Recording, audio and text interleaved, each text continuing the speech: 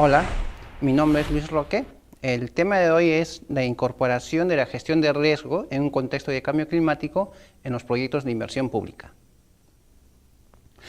El contenido de esta presentación son los conceptos de gestión de riesgos en el contexto de cambio climático, el proceso de incorporación del enfoque en los proyectos de inversión pública, vamos a ver un caso aplicativo y los resultados y lecciones aprendidas hasta el día de hoy. Empezaremos por saber qué es el cambio climático. El cambio climático es el estado del clima identificado por las alteraciones en el valor medio y de la variabilidad de la frecuencia o la intensidad de sus propiedades y que persiste durante un periodo extenso, que generalmente es no menor a 3 décadas. Desastres. ¿Qué debemos entender por desastres? Es el conjunto de daños y pérdidas que puede sufrir una unidad productora como consecuencia del impacto de un peligro que genera una severa interrupción del servicio y desborda su posibilidad y capacidad de recuperación. Acá en la imagen podemos ver dos fotos donde se muestra una de ellas, la interrupción de una carretera, ¿sí?, producto de un deslizamiento, y en la otra vemos una institución educativa que ha sido impactada por un huaico. Entonces, les dejo la pregunta que al final de esta presentación ustedes podrán responder, es ¿por qué ocurren estas situaciones? Estos desastres afectan la viabilidad de un proyecto de inversión pública. Todos sabemos, los operadores del SNIP, tantos OPIs o unidades formuladoras, tienen que tener muy en cuenta los 3 criterios para declarar viable un proyecto de inversión pública. Y estos son la pertinencia, la rentabilidad social y la sostenibilidad. Pero si llegase a ocurrir un desastre, pues será en el proyecto de inversión pública que al momento de desarrollar la pertinencia no se tuvo en cuenta la normativa general de políticas de gestión de riesgos, ¿sí?, o el Reglamento Nacional de Edificaciones, que es muy importante para cada tipo de proyecto. La rentabilidad social, ¿sí? La rentabilidad social, pues si llegase a ocurrir esta situación, incurriremos en mayores costos de atención a la emergencia, en costos adicionales de recuperación y rehabilitación del proyecto. Y adicionalmente a eso, ¿sí?, los usuarios, que son los alumnos, dejarían de tener horas de clase, perderían horas de clase, ¿sí? Y finalmente la sostenibilidad, si se interrumpen los servicios, ¿sí?, colapsan las aulas, entonces los alumnos dejan de ir al colegio y por lo tanto afecta la sostenibilidad. Ahora vamos a ver la función riesgos. La función riesgos está dado por 3 factores. Uno de ellos son los peligros.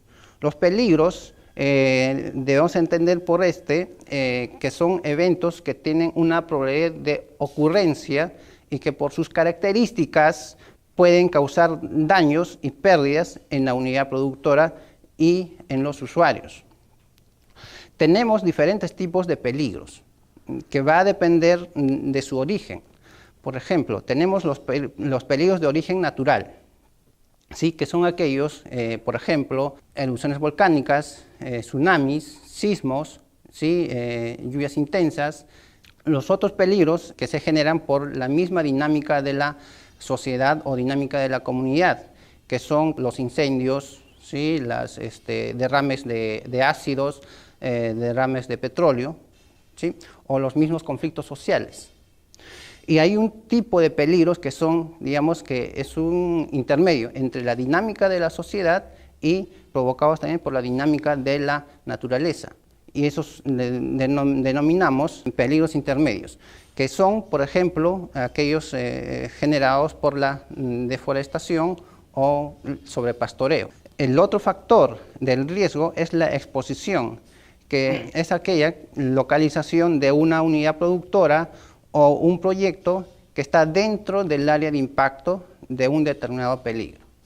Y el tercer factor de la función riesgo es la vulnerabilidad. Debemos entender por vulnerabilidad como la susceptibilidad de la unidad productora y de los usuarios de sufrir daños por el impacto de un peligro y que no podrían recuperarse rápidamente. Ahora, este factor de vulnerabilidad está definida a su vez por dos subfactores. Uno de ellos es la fragilidad. La fragilidad es el nivel de resistencia que puede tener una unidad productora frente a un determinado peligro. Y el otro factor es la resiliencia. La resiliencia es el nivel de asimilación, adaptabilidad o recuperación que tiene la unidad productora de sus usuarios. Es decir, es la capacidad de reponer el servicio por sí mismo ante el impacto de un peligro. Pues bien, entonces ya hemos revisado los factores de la función de riesgos. Ahora tenemos que estimar ese riesgo de desastres. Y antes de eso, nosotros debemos entender qué entendemos por riesgo de desastres. Son los daños y pérdidas probables que puede sufrir una unidad productora por el impacto de un determinado peligro, debido a su grado de exposición y sus condiciones de vulnerabilidad.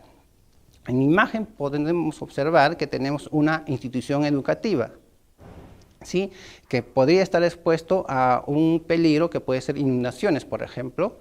Entonces, si en ese contexto nosotros podemos identificar los probables daños que podría ocasionar a esa institución educativa, que podrían ser la pérdida de la infraestructura, ¿sí?, aulas, pérdida por ejemplo, de módulos de servicios higiénicos, de módulos administrativos.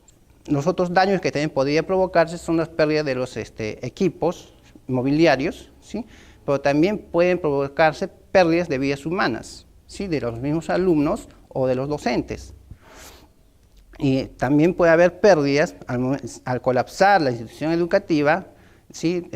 Podemos tener que los alumnos pues, ya no van a tener aulas donde puedan hacer clases, es decir, van a perder horas de clase. Y por lo tanto eso va a afectar los logros de aprendizaje, ¿sí? Y como también las aulas van a estar colapsadas, van a tener que asistir a otra institución educativa y puede verse afectado su costo, ¿sí?, de traslado a esa nueva institución educativa. La gestión del riesgo es el proceso de incorporación, ¿sí?, de las normas y técnicas y todas aquellas medidas que nos lleven a corregir o prevenir el riesgo. Dependiendo del tipo de medidas de reducción de riesgo que podamos incorporar en un proyecto de inversión pública, vamos a tener tipos de gestión.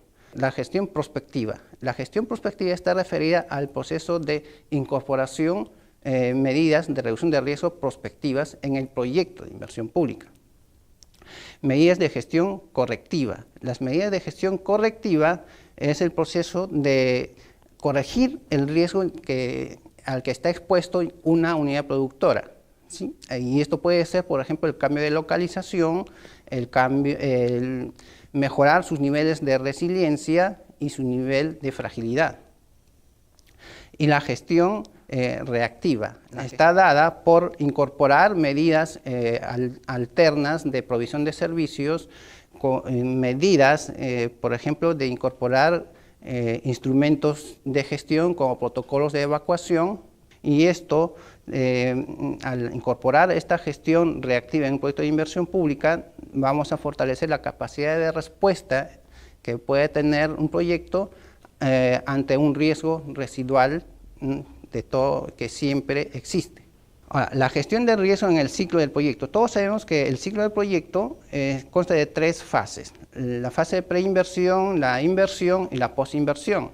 La fase de preinversión es donde se desarrollan los estudios de preinversión y en ese proceso nosotros incorporamos esta gestión del riesgo haciendo primero el análisis de riesgo. Hacer un análisis de riesgo significa realizar el análisis de peligros, el análisis de la exposición, el análisis de vulnerabilidad.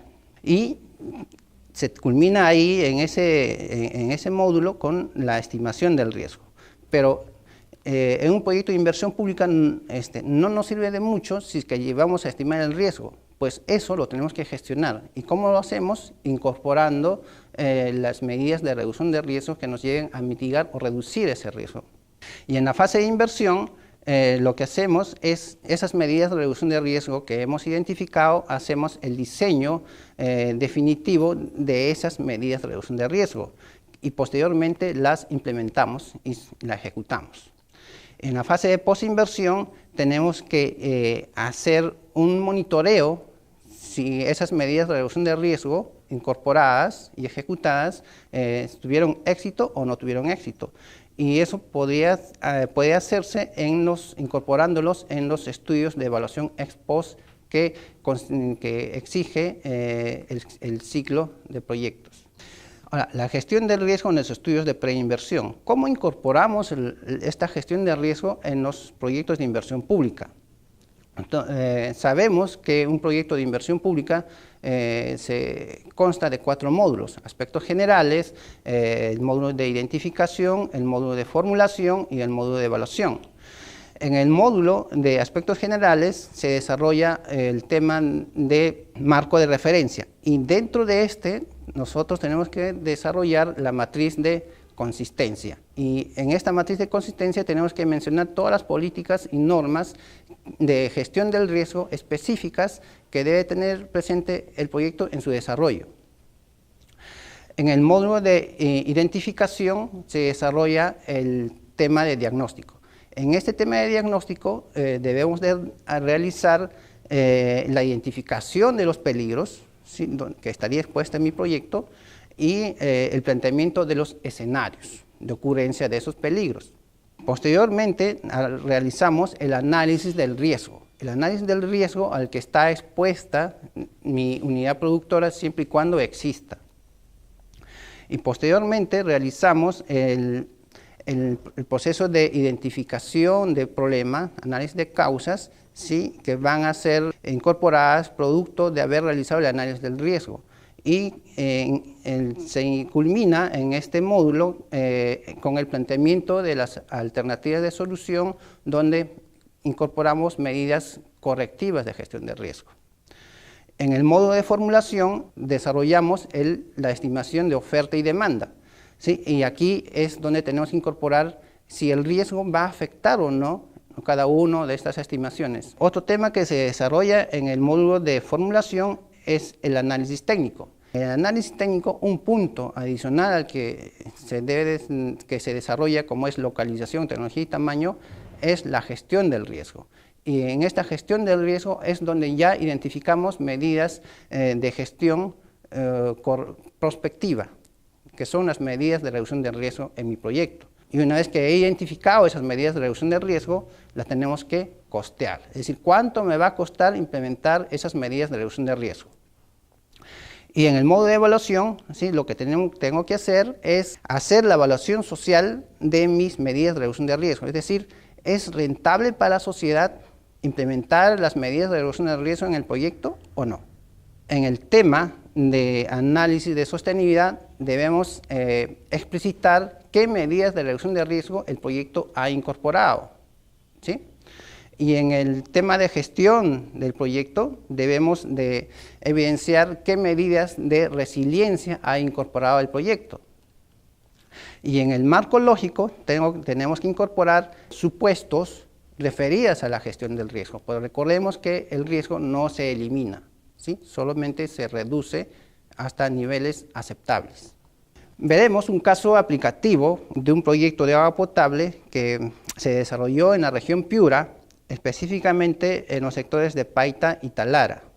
El proyecto consistía en reconstruir el sistema de agua potable y alcantarillado, la instalación de una planta de tratamiento de agua potable, instalación de 3 estaciones de bombeo, y este proyecto iba a beneficiar a 120.000 personas.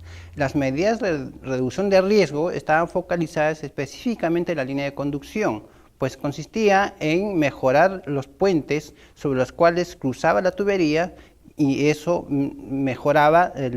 reducía el nivel de vulnerabilidad de esa tubería. Las mejoras en los apoyos de la tubería, y eso incrementaba el nivel de resistencia ante posibles deslizamientos. El costo de estas medidas de reducción de riesgo era aproximadamente 1.8 millones de soles. Entonces, acá visualizamos un esquema de cómo sería el flujo de ese proyecto sin incluir las medidas de reducción de riesgo, ¿sí? Vemos que la inversión en la parte inferior era de 4 millones, poco más de 4 millones, y los costos de operación y mantenimiento poco más de 400.000 soles por año. ¿Sí? Pero llegado cuando se hubiese ocurrido el desastre, ¿sí? Esos beneficios que podría generar el proyecto, ¿sí? se interrumpirían. Y por lo tanto, se incurrirían costos adicionales en reconstruir el sistema, ¿sí? la línea de conducción específicamente, se produciría costos e incrementos de atender enfermedades adicionales y costos de pérdida de vidas humanas, que era el caso, y también que se llama los beneficiarios dejaban de percibir menos beneficios, es decir, menos cantidad de agua potable, es decir, iba a haber una pérdida de beneficios para los usuarios. Pero ¿qué pasaría si nosotros hubiésemos incorporado en el proyecto las medidas de reducción de riesgo? ¿Sí? Nuestro flujo hubiese sido ya más continuo. Se observa en ese esquema la inversión, o sea, de 4 millones, poco más de 4 millones que era sin medidas de reducción de riesgo, se incrementa a un poco más de 6 millones. Al igual que los costos de operación y mantenimiento se incrementan como adicionales de las medidas de reducción de riesgo. Pero también los beneficios, ¿sí? Ya no se verían interrumpidos, la población ya no tendría esa interrupción del servicio de agua potable. Entonces, para hacer la evaluación de estas medidas de reducción de riesgo, ¿sí? Extraemos los costos de implementar esas medidas de reducción de riesgo, pero también lo comparamos con los beneficios que estaría generando. ¿Sí? Los beneficios de esas medidas de reducción de riesgo están específicamente en los costos evitados, ¿sí? O sea, los costos que estaría evitando implementar esas medidas de reducción de riesgo. Esos costos son, evitamos que se vuelva a reconstruir la línea de conducción. Estamos evitando que haya un incremento en gastos de enfermedades. Estamos evitando costos vinculados a la pérdida de vidas humanas y también estamos evitando que la población deje de percibir mayor provisión de recurso hídrico en sus viviendas. Es decir, evitamos la pérdida de beneficios. Y eso lo llevamos a hacer nuestra evaluación social y uno de los indicadores que nos dice para ver si es rentable socialmente o no es el BAN social. Y vemos ahí diferentes escenarios donde hemos realizado la evaluación. Esto significa que implementar las medidas de reducción de riesgo para la sociedad es ventajoso, ¿sí? Por lo tanto, sí se debería implementar las medidas de reducción de riesgo en el proyecto de inversión. ¿Qué resultados tenemos y lecciones aprendidas a la fecha? Tenemos que todos los avances que se han realizado en la incorporación de la gestión de riesgo en los proyectos de inversión pública permiten incluir el contexto del cambio climático, es decir, hay una convergencia.